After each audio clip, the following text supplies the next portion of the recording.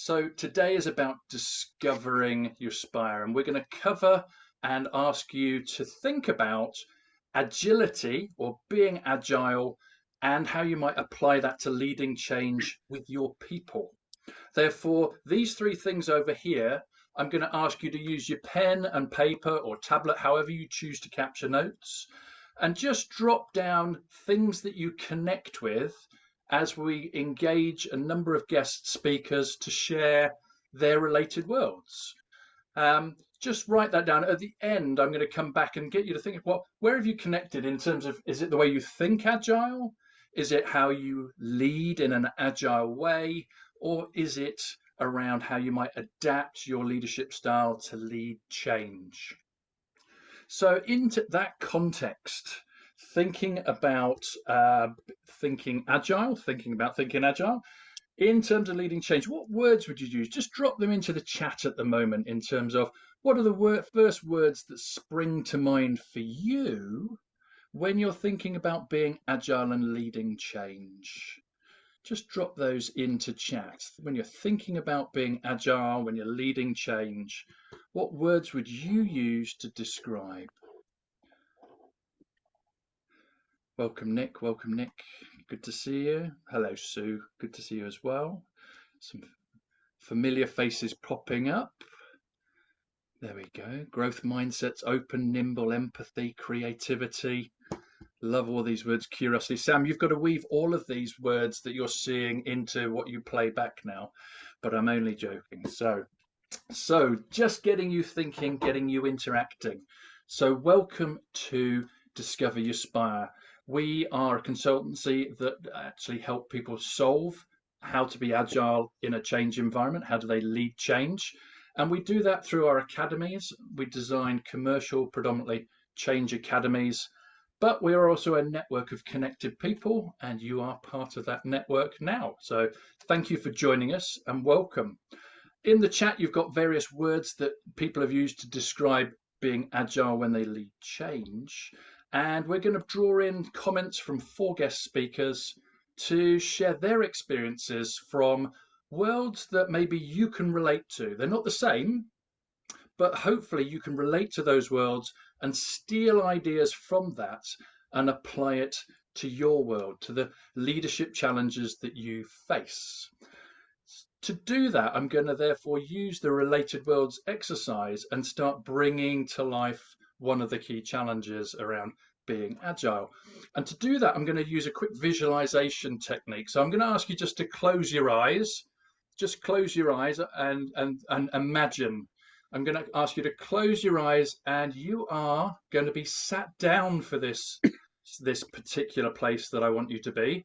So hopefully most of you are already sat down, so it's quite easy to imagine yourself being sat down. And there's a screen in front of your face, which I'm guessing most of you are probably able to relate with. In fact, there's more than just one screen. There are multiple screens in front of you. And then down at kind of waist height, there's some more screens with buttons and switches and dials, and they're 180 degrees around you.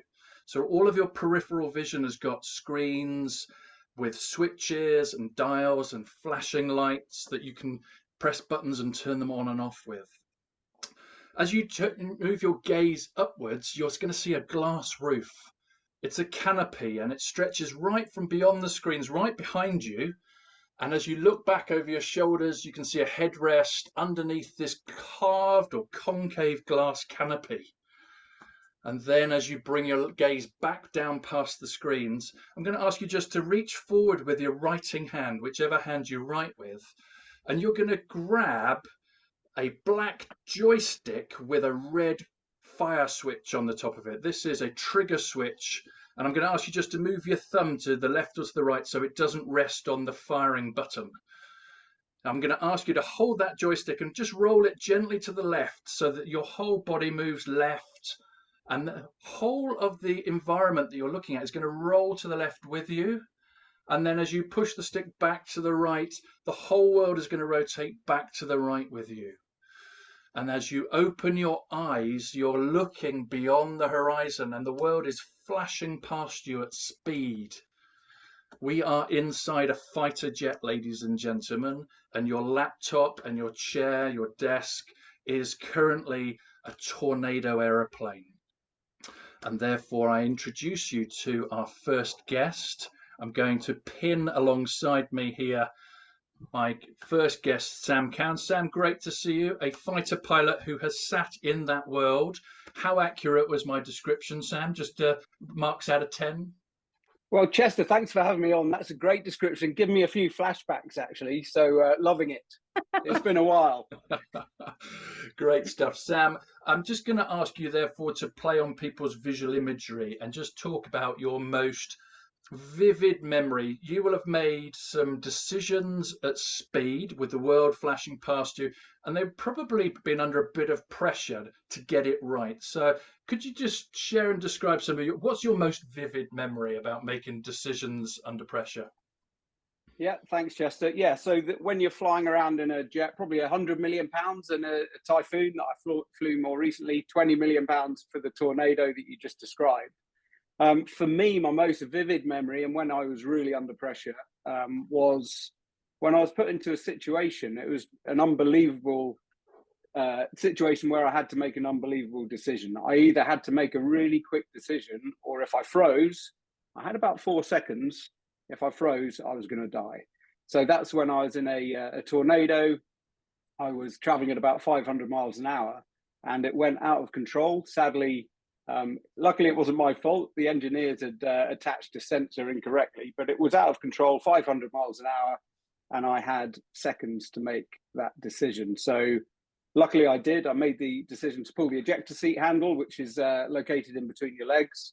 And it was a difficult decision because I was in a relatively nice, as you described, environment, and I was going to be faced with 500-mile-an-hour winds. I broke my back, I broke my leg. I was pretty smashed up, but I survived. So I had to make that decision to survive and get out of a situation that really wasn't looking great. Wow, I wasn't quite expecting something quite so extreme, but thank you for sharing that. I hope you're back in one piece already. Just about. That was 2005. So 2005. Yeah, so thinking about the moment where you have to make a decision, how do you go about making that decision? I mean, it feels like it's spontaneous, but you must have to plan and prepare people for that eventuality. Yeah, I'd like to say, Chester, that everyone in my situation would make that decision, but there have been many examples where people did not eject in time, and sadly they didn't make it. But for me, what helped was just training, really, having emergency drills and rules embedded in your brain, practice, simulation, knowledge of previous fatalities. So to making sure you're not the same, it's not going to happen to you. And experience as well. You could argue, though, my experience at the time, I wasn't as experienced as I am now, and maybe I wouldn't have got myself into that situation. I'd have probably not quite trusted the system and tested it more on the ground before I took off. So that sounds like a retrospective learning that you've kind of brought forward into your current behaviours, having been through an experience, right? I think so, Chester, but I must admit, I think because of I've got more experience now, I think I may have been one of those people who had the professional pride to take a bit more time to recover the aircraft. So with my experience now, I would have probably been in more danger of actually staying with the jet too long. So help me understand more about that then. As you've got more experience, you are more proud, and therefore you may not have made the right decision at the speed that you needed to make it at. Help me understand what that means. So I think I would have found myself in a position where I trusted my ability more than I probably should have done. And a lot of these people who the examples of people who didn't make the decision in time were quite senior people. Yeah. There was a few comments about old and bold pilots. You have old pilots or bold pilots, but you don't have old bold pilots. And so I suppose I'm an old bold pilot now, or probably an old pilot, but I managed to get out when I was younger. But now I would have probably stuck with it a few more seconds, which is a bad thing. And I guess that brings up that consequence kind of, what's the risk, what's the consequence, and am I able to swallow my pride but make a decision in a timely fashion? I think you've transitioned through your career, and hopefully, as people are listening in, they're kind of going, "Oh, I can see how that might be related to my world." As you transition from tornado to typhoon, you change aircraft type. The it feels and looks and acts very differently, and then you've transferred into helping pilots then fly those aeroplanes. How, when you're sat behind somebody else and they're the one learning to fly the aeroplane, I guess they know how to fly a plane because they wouldn't be in a tornado to start with. But how do you then train somebody? How do you lead somebody on that change journey to adapt to a new scenario, a new situation, so that they can still make those rapid, unbold decisions, or bold decisions, I should say? Yeah, well, firstly, I was very lucky to be in the Royal Air Force. I'm no longer in there, but I would say our training was world class. We trained a lot, and our ratio to training to actually fighting, I would say, was probably something like 9-1, which you could look at elite sport teams, rugby teams, football teams. So you're training the whole time. You look at business now, it's probably the other way around. You're training maybe 10% of the time or even less. Yeah. So we did a lot of training, lots of briefing. We would set objectives with each brief. So before you either go through a phase of missions or a mission, you'd simulate it, you would test it, you would check understanding. And then in the air, you would probably get an opportunity to demonstrate, but then you would let them make mistakes. And that was the key really for us. We'd sit there, we'd talk to them, we'd guide them, we'd coach them, and we'd let them make mistakes.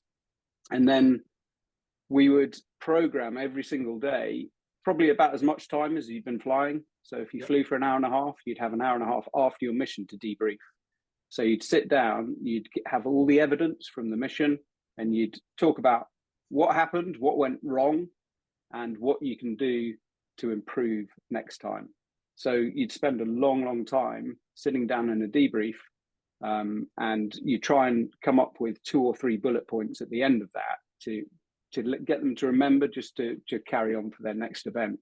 I think there might be a debrief slide, Chris. Yeah, Chris, if you just as an example of it. Whilst Chris does that, so what I'm hearing in kind of my world, if I'm relating it back to yours, is there's a planning and preparation. You can train people. Then there's a do, but you've got to be prepared to let people make mistakes. And then there's this whole raft, as much time spent debriefing, feeding back what happened, observations and the likes of. That's what I'm hearing, the kind of the run. And the image that's in the chat, if I click on that, just click on it, it'll open up on my screen. So I can then see it says safety and fuel if I click on that image. Oh yeah, there we go, the bottom one. Yeah. Perfect. Talk us through this brief then. So if people click on the image in chat, you'll see it expand, and then you can close it down depending on whether or not you want to look at Sam's face or the image. Yeah, good. So for some reason I haven't got the image in front of me. Oh yeah, here we go. I've got it. So in the debrief, we'd structure it as per the left-hand side. For safety, that's the first thing we talk about. Make sure we're not going to make any critical safety points. Have any safety points, and we'll learn from those. And then you go through the plan. Did you understand everything? Was the plan clear? The brief. And then you go through the domestics, like even the startup, taxi, takeoff, your departure, your domestics in the air, and then your recovery, and then the debrief. So making sure that your student understands the debrief. You'll cover safety points immediately, just to make sure they're clear in your student's mind. And then, as you can see in the middle, at the top, there's 3, it's quite hard to see, but there is contract and communication, weapon system handling, and max performance handling. They're the 3 objectives that we were trying to assess in this particular mission. And then there were 3 serials, of which the top left one's a tick. The student did very well there. And then you can see various other scores, how they performed out of 1. So this is just obviously infractions.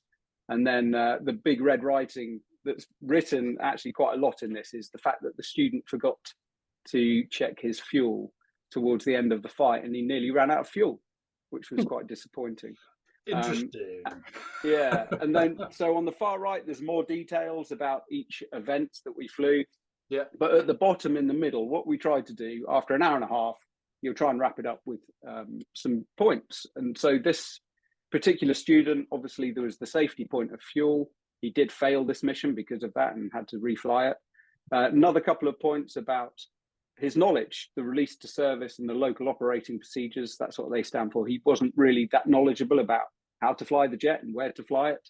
And also he kind of tried to cover up some of the fuel bits and pieces in the debrief as well. So just to remind him just to be honest as well. So they were the big 3 points from that links back up into some of the comments that we heard up above in terms of curiosity, integrity, visibility, transparency was a word that was used earlier on as well. Mm-hmm. Thanks for sharing that, Sam. Because I'm trying to keep this a bit like a Radio 4 program, I'm going to draw in another speaker that's going to then build on what you've heard, and then I'm going to bring you back in, Sam. So I'm going to pivot across cyberspace to Rachel. Rachel, I'm going to bring you in here in terms of your role. You've worked with the Press Association, which is around storytelling on any platform, and you were the Chief Commercial Officer there.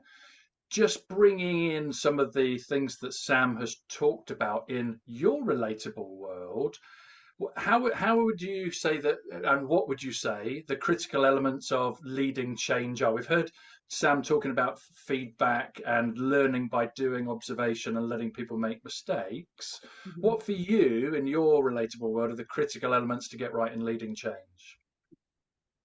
So for me, there is nothing anywhere near as high stakes as for you, Sam. Let's face it. It's sensations of disappointment and hurt pride, I think, are really the things at stake in my world, sadly.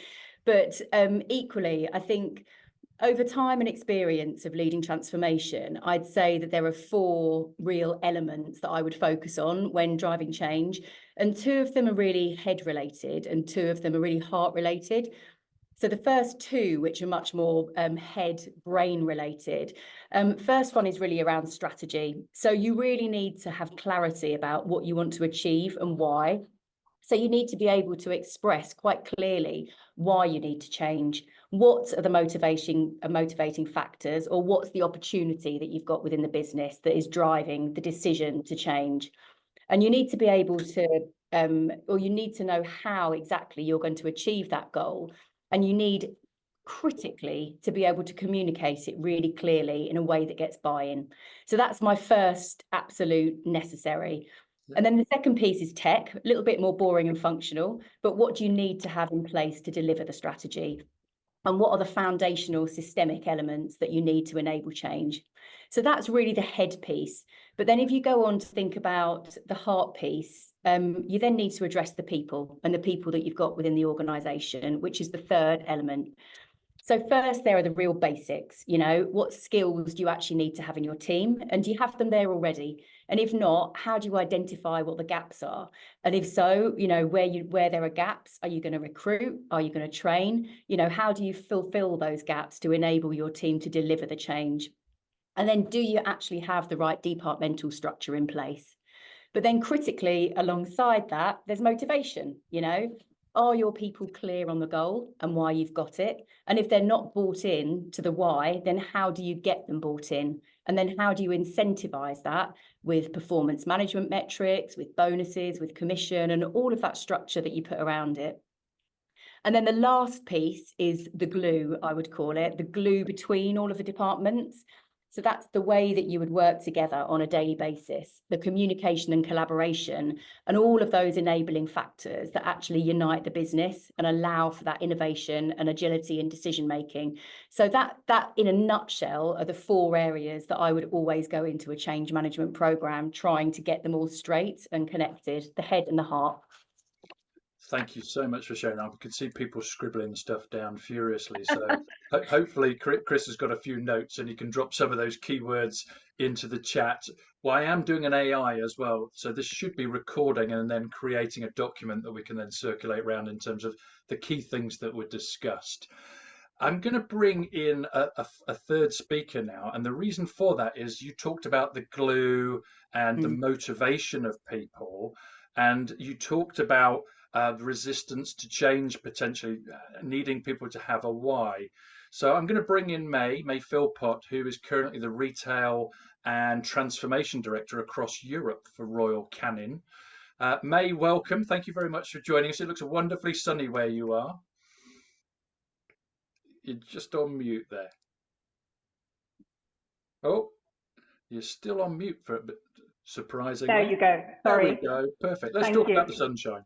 Yes, very nice. May, thank you for dialing in. I'm conscious that you're in and out of a senior leadership session at the moment. Resistance to change is the kind of subject that I kind of want to pivot in on. And when we're thinking about leading change and adapting, and we're getting people to think about being agile in that, you are trained in being agile, aren't you? And something that Sam might be interested in, she is a trained Scrum Master. So May, help us understand resistance to change and what leading and agile is when you are thinking about being a Scrum Master. Help me stitch that together. Share some of your experiences, please. So a Scrum Master is an integral person within the Agile framework. And they tend to be servant leaders who really help project owners or product owners, or maybe leaders from within an organization who are very visionary, bring to life their project. And they utilize this through what's known as a Scrum or an Agile framework. And within this, what I've learned, and yes, I'm trained within it, but what I've learned from operating it is that you can have your plan and everybody has their plan, but actually there will always be pockets of resistance to your plan. And no matter how robust or how well you think that your plan has evolved, as you work through it and you start to bring to life even a small to a major business transformation, you will meet pockets of resistance. And they usually arise as a result of tough problems or complexity that needs to be overcome.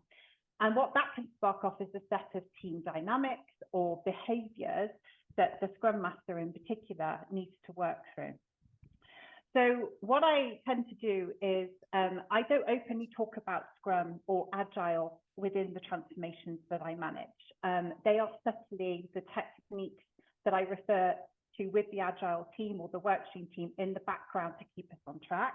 Yeah. But what I tend to do is set everyone up for success to anticipate these moments in a project when we meet roadblocks or complex issues.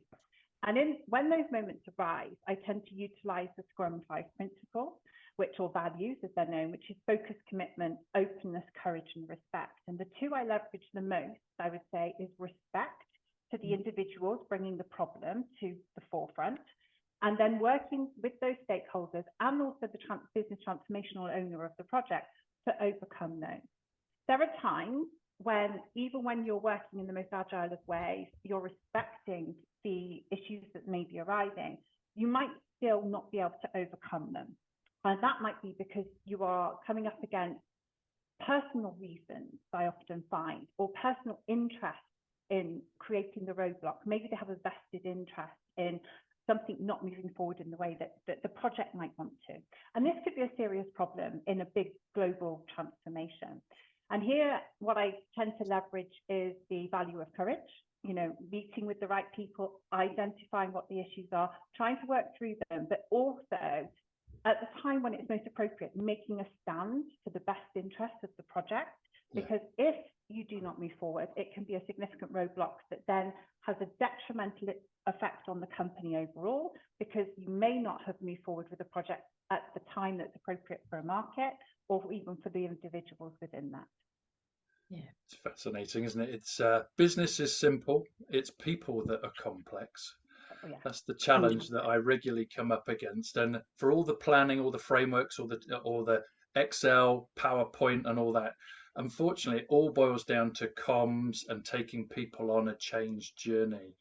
And really, Rachel, as you're thinking then about what you can control and what you can't control within that world, how do you lead when something's going wrong? May's talked about giving us a framework, and I love that. You've got to respect the people, you've got to be brave, you've got to be courageous within that in terms of your behaviors. But sometimes stuff's going to go wrong, right? How do you adapt and change through the change process? What are the controllables and the uncontrollables? How do you overcome people protecting their knowledge, for example, Rachel?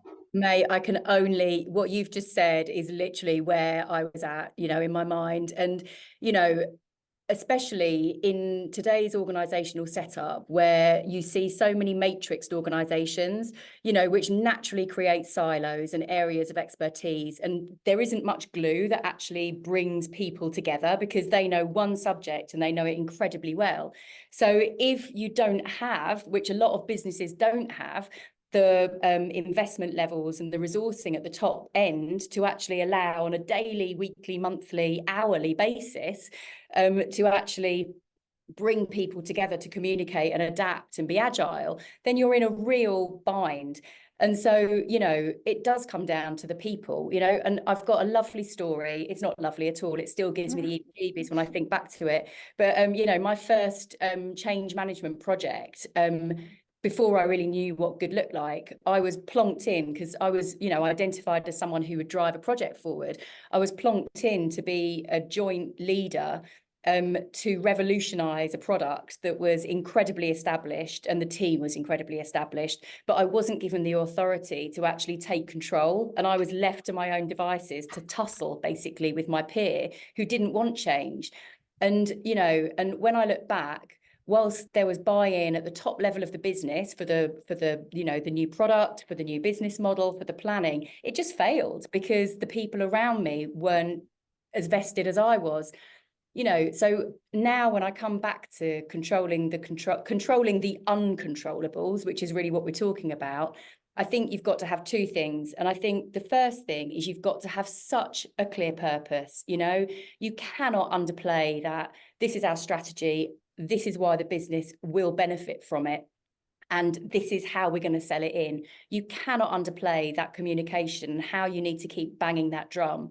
And then I think, you know, obviously you being a Scrum Master, you are in the thick of it, right? But even at a broader, wider interdepartmental level, the other thing that has been the, you know, like the commonality between all of the successful transformations that I've led is that there's been a really clear governance structure and a really clear project team where you have a representative from each of those silos, from each of those departments. And when you bring them all together and you collaborate and you put people's brains together, then you're going to create that advocacy and you're going to create champions that then seed the value of the change throughout the organization. So to my mind, it's those two things that are really, you know, hugely important in change. Thank you, Rachel. And what I was hearing just before the governance piece and the structure was that communication. They do say by the time you get bored of saying your vision over and over and over again as a leader, it's only just starting to sink in to those that are listening. And therefore 100%. that repetition of what your vision is paramount. So I'm going to bring in my final guest speaker here. So I'm going to remove myself from spotlight and bring in Victoria Young. There you are. Hopefully you are now spotlighted. You can come off mute there, Victoria. Victoria, you've held a number of senior positions, both as managing director of Europe in a cosmetics company. You've also been a senior vice president in a business that was carved out of Reckitt Benckiser called Scholl, or I don't know if I should call it Scholl Foot Care. I'm fascinated to know how you stop inertia getting involved when you've got governance and you start bringing in people's emotions. How do you stop everything slowing down when you need to be delivering results and delivering them fast? Share some of your pearls of wisdom from your experience, please, Victoria. Hi, everyone. So I'll do my best to follow the great speakers that we've had up so far. Yeah, I think you know, there's a number of things that I can echo in terms of what's been said already. I completely agree on the purpose point. Simple, clear purpose anchors everything back to what you do, and lots of reasons why you should really hang on to it during a transformation process. It certainly amalgamates the connection with people, and I really like the point around heart and head, because if you get your purpose right, you really leverage those 2 points nicely. I think the key thing I wanted to pull out of purpose is that your purpose is your guiding light during a process of transition and transformation. And I think that's really important, because as a result of that, it's the one thing that if you get it right, stays constant during a period of significant change. And it doesn't necessarily mean that you shouldn't review and you shouldn't finesse, but the core message holds everyone to that central anchor. And as a result of that, when you're seeing a lot of volatility, particularly in the current climate, and a lot of change, that gives people some confidence in terms of what they're doing. I think one of the things I experienced was we moved at 1,000,000 miles an hour. We did things in a business that would take years. We did in months. It was huge. So I set up 6 offices around the world in 3 continents. I set up distributors across multiple countries. So inherited a brand that was sold in over 50 countries.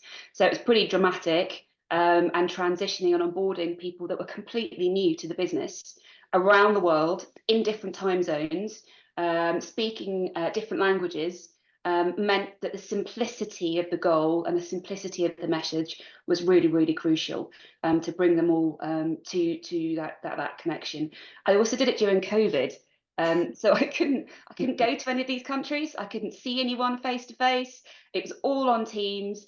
And so that was another a dimension that made it pretty tricky as well. So finding ways to build connection and foster connection when we as humans are wired to have some real face-to-face in real life time, and we can supplement that with Teams, but that face time is so critical. So building that connection and building that trust and I guess understanding of each other was really important. I think what helps manage inertia is, in addition to that purpose that's really clear, is understanding for each and every individual how their roles and responsibilities directly achieve that every day. And that was really, really important, because as a result of that, it means that everything you do from the moment you start to the moment you finish directly links to the purpose, and therefore there's a clear and tangible action that you as an individual are making to the business. And I think that becomes crucial to manage inertia. I think it becomes crucial to make sure that you're reviewing the processes and structures you have in place all the way through that journey. We had various rituals and celebrations that we tried to conduct all the way through to make sure that we were celebrating success, to really galvanize people during that way of working, but being very mindful that you can't celebrate everyone. And you have to be very careful, because ultimately what you can do is alienate people by celebrating some and not others. So really thinking about how you positively reward good behavior was really important. Setting the tone, I think, was really, really crucial, because you then start to say, are we living and breathing this properly? And processes we put in place 3 months ago, are they still right processes? Everything ladders up to the goal, everything ladders up to the purpose, and you're constantly reviewing and assessing if this is the right way to do that. And as a result, the process doesn't run you, you run the process. And I think that becomes a really clear thing for everyone to think about during that journey. I think inertia inevitably will set in. You can't stop it. People are working hard, they're long hours, people are tired. They buy into what we're doing, they're buying into what we're achieving, but it's just human nature after a while. And so it's really about giving people the space to recognise when that is the case and help work with them to unlock why that might be and what you can do about it differently. One of my big watch outs is about being realistic. Being optimistic, but realistically optimistic. One of the big things I found during my experience was there was a tendency to almost be too positive and too optimistic about things. Yeah. And as a result of that, what that meant was whilst in the short term it did work and bred a positive environment, it meant that the realism wasn't cutting through. And so there was always a conversation around, it'll calm down in 6 months, it'll calm down in 3 months, it won't be working at this pace forever. But the reality is that you will, to a certain extent, whether you want to hear it or not, you will, because you'll be shifting through different parts of the transition matrix. There's this really good model that I liked by a guy called Tuckman, and it was forming, storming, norming, and performing. And the idea that inevitably you go on this journey, and that the journey will change and will alter as you start to form, and then storm as you get your connection with each other, and leading you all up to performing. And that's just the reality of a change program. So being very clear about this is normal. There will be bumps. It will be difficult because we're coming together as people we didn't even know each other a couple of months ago, and we've never even met. We're going to go on this journey and help people understand how that all plays through. And then I guess my last point is really just around being really clear on set work routines to minimise workload, to minimise pressure, having a really, really clear, back to the governance point actually, process in terms of what work routines are in place, so that where you do have process, the process is clear, everyone understands what they're coming in to do, and it's up for review, always a review, to make sure that the process is not governing you. Wow, there's some real pearls of wisdom in there. Thank you for sharing those. And what I heard ladders up to the image that Chris has dropped into the chat there, that idea of VUCA, the model called VUCA, that allows you to kind of understand and navigate all the volatility around you by having that purpose that you talked around. Creating team understanding. How do you bring your team together, either virtually or face to face? You know, what team building activities are you doing? You know, we regularly find ourselves bringing leaders together just to talk, just to get to know each other, and then you start to build what Lencioni talks about, is that kind of the hierarchy of dysfunctional teams, where you start to ladder up, all from a basis of trust. And if you want to know more about trust and Lencioni, then Ivan's on the call, and Ivan can drop some stuff into the chat. Just one build if I can. The other thing that just links to that is beware of the language you use within the culture and how you set the tone. And that was one thing that came out really clearly for me. When you're importing people into a business that have come from all over the world, different corporations, some agile, some pretty bureaucratic, some from the company you just bought the brand from, you have to be really careful about the language that is adopted in your new organization to facilitate you achieving your purpose and really help you create your new culture. And that was one of the things that I think was it runs the risk of being overlooked sometimes. But some of these words, the way we talk about things, the way we communicate things, are so crucial to minimizing inertia in an organization. Victoria, that's a perfect segue back to a question I have for Sam. It's almost like we'd scripted this, but thank you, because Sam has had to lead pilots internationally in different cultures, and not all of those kind of cultures want to embrace what a British RAF pilot might be saying is best practice. So Sam, building on what Victoria said there, in terms of just language and sensitivities, give us an example of where you've actually come up against somebody that's saying no, and how did you therefore then lead the change that you're responsible for? That's what you're being paid to do. How did you go about doing that?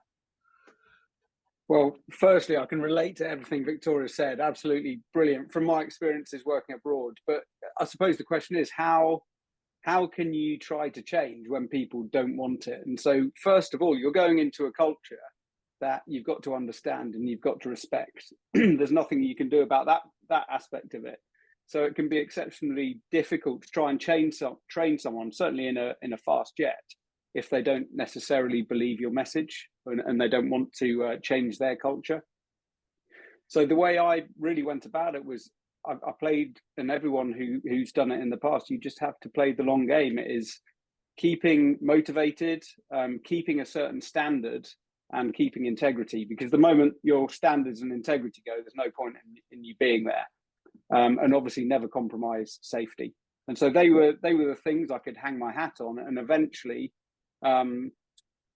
just like Victoria said, you will get buy-in, and by trial and error, the individuals will actually start understanding and believing what you're saying. Even so, and I talked about the debrief before, that you're not always the right messenger though. So you might be debriefing them for a couple of hours, but you might not be the messenger. It might have to be a third party.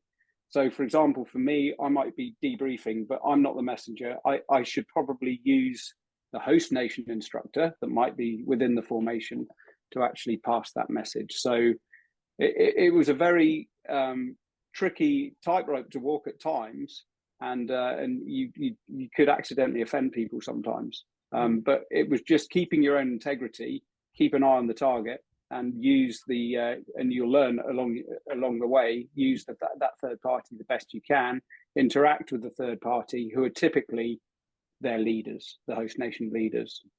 So it's kind of how do you map and how do you then orientate yourself through the stakeholders that are involved? That'd be the kind of language that we might use: stakeholder mapping and management. Yeah. May, I'm sure you've got multiple examples. I think that recently you've just launched a new kind of service and product into the marketplace. I don't know how much you'd like to share on that, but just in terms of then interculturally leading change where there's resistance to change, and how do you keep a sense of pace and agility to your decision making in cultures that have kind of said, we've been here before, we've done this before, we don't want to change. Thanks very much. Yeah, just to help with some context. So in the last 12 months, we've brought to life a business transformation in our organisation that had been on the table for 14 years. So at a global leadership team level, they had spoken about bringing a specific initiative to market. And they had toyed with the idea, but never really found the momentum was there within the organisation to drive that through. However, due to market dynamics in 2022 and 2023, they really saw the need that if we didn't act on this initiative, it could seriously undermine our position as a global brand within the pet care industry. So we brought this initiative to life within 12 months. So something that sat on the table for 14 years almost was brought to life within 12 months. And you can imagine, and it was brought to life not globally, but within Europe. However, that means covering 28 markets, dealing with very different dynamics culturally and business-wise for our organisation, especially when you're looking between Western and Eastern Europe as well. And so there was, as you can imagine, going at that pace, it was critical to have the right team in place, critical to have your stakeholders aligned. I love the point on the purpose, Victoria, and I really love from Rachel as well, the hearts and minds piece, was to win people over on hearts and minds. There was a real logic to why we should do this, but there was massive pockets of resistance, mainly because of the pace of change and a real fear around the fact that us as a brand would bring something new to our customers that had never been tried and tested in the industry before, and we weren't going to have an opportunity to test it either. We were going to go with a new initiative and we were going to go live. So I did meet significant pockets of resistance. However, focusing on the purpose, aligning our stakeholders, our product owner or our main sponsor was a member of our global leadership team. So she was a key stakeholder in keeping the project on track, having the right conversations, lobbying at the right moments, whilst respecting and being empathetic to the concerns of our general managers across Europe. So the outcome of that was, it was going very, very fast, pockets of resistance, but we needed to land this project. So it was a case of making sure that the stakeholders aligned, but also taking people on the journey with us, piloting. So whilst we couldn't do a test, we did pilot very quickly in an agile methodology, what we were proposing, and would it work from our IT systems to our sales and marketing teams landing the project with their customers. So we would go to markets and pilot over a matter of days our methodologies and make any pivots or changes to those as quickly as we could before we had an initial go live across Europe. And taking people on the journey with us. So making sure that there were regular feedback loops through the retrospectives that you hold within the Agile framework, but also where there were pockets of resistance, giving them feedback on A, we've listened, B, we've gone out and tested, and see if what we were testing wasn't accurate or what they had required needed to be changed. We made those changes and what those changes meant. So I think communication, keeping our stakeholders engaged on the journey with you, showing that you're willing to adapt and change, not just go with your own view on how a project should be run, has been really pivotal to the success. And I'm very pleased to say that something that's taken us, 14 years to think about is live now. And we now think, maybe it would have been great to have gone earlier than we did, but it's all about the timing being right. There's that benefit of hindsight. Thank you for sharing that.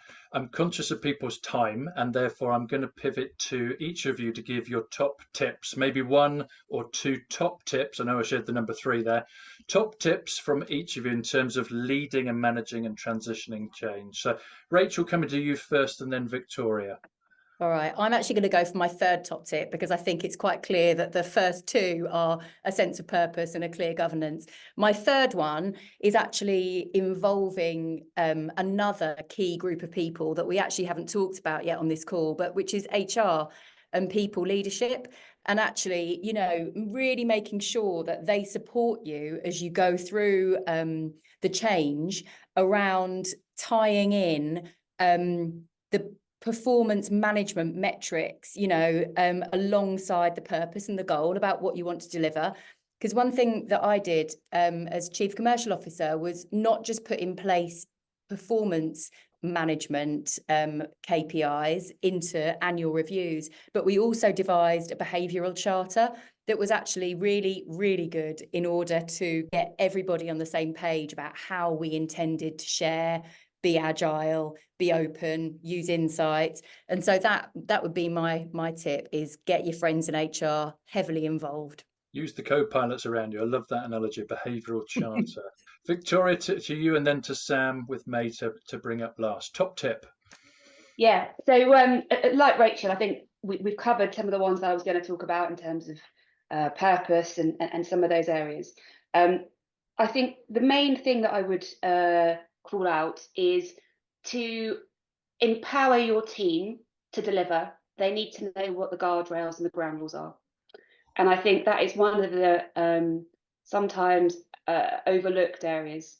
So allowing people to know what's out of scope as well as what's in scope really gives people the freedom to go and deliver for you in an empowered and authentic way. So I think that's crucial to have that really, really clear. And then from there, I think really giving people permission to operate within those guidelines. And if it goes wrong, it goes wrong. But we work together, we minimise a blame culture. There is no blame culture. We're all there to deliver and do our best. And these are the guardrails. And if it's gone wrong, perhaps the guardrails aren't right. Perhaps we need to review the whole setup. But I think that is the way to give people absolute clarity. Because one of my experiences is when you recruit people into a very entrepreneurial environment, naturally they're entrepreneurial and they are designed to push boundaries, to challenge, to that's what you're paying them for. So as a result of that, the flip side is be really, really careful and clear what's out of scope, because these people are here to make a difference and deliver for you. Love that explicitness, but permission to act. Yeah. Thank you for that. Sam, and then May, top tip in 30 seconds, Sam, what would you do? Well, I'd say if everyone's running around panicking around you, you've got to keep calm. Yeah. And also what I'll call the 3 C's, and that's communication: clear, concise, correct. Communication. Love that. Nice and succinct in that feedback. May, final tip from you before I ask the group to maybe just drop into chat some of the things they've connected with today. May, what would be your top tip? So if you're working in a large global matrix organization, my top tip is and you're running business transformation, be a servant leader, really taking on board what your stakeholders and customers need, and follow the principles of Agile without overcooking it. Love that. Thank you very much. So we've got individuals laddering all the way up to big organizations and some common themes coming through that. I'd love for you just to drop into the chat the things that you've connected with, maybe 1 or 2 things, either in terms of the way that you think about being agile, the way that you lead being agile, or maybe how you might adapt in the change. What have you picked out from today that's really connected with you? Wonderful stuff. We should see that chat coming in. Feel free to drop that in. Whilst people are doing that, we have another Discovery Day that I'm going to headline to you now through the power of my colleague, Amanda Downs. Amanda, I'm going to replace the spotlight here. Amanda, just bring to life what we're going to do in March, and when is it, please? Yeah, thank you. So hopefully you can see. That's good. We can see that. Yeah, we can see that there. So yes, our next Uspire Discover is about resilience. And there are so many things that we've talked about today that are kind of the ingredients of great resilience. And it's all very well thinking about how we remain resilient as individuals, but there's also how do you make sure that your team is going to stay resilient. I have an absolutely wonderful lady called Bette Badaliwal, who, as May described, is brilliant servant leader, and she has 7 elements of resilience at work, which she's going to take us through, as well as to share her amazing personal story of resilience, actually having been in the corporate world for a very long time and then moved out of that world as a result of a story that she will tell us then. So yeah, 14th of March, 1300 hours GMT. Please come and join us and our guests and our lead speaker, Bep Dhaliwal. Oh, you're a star. Thank you very much, Amanda. And this workshop in terms of thinking agile and leading change is a setup to our April live event where we'll be in Manchester. If you are a QR code fan, please scan this. This will give you a free ticket to come and join us in Manchester for Uspire Live Living in a Volatile Environment, where we're going to be developing the theme of agile and leading change with your people. So if you scan this QR code, I know that Chris will send this out as well. This will give you free access to that event. So Chris, if you can just let me know that that's been dropped into the chat, that would be great, because I can't see it. Let me know with a thumbs up if you scan that.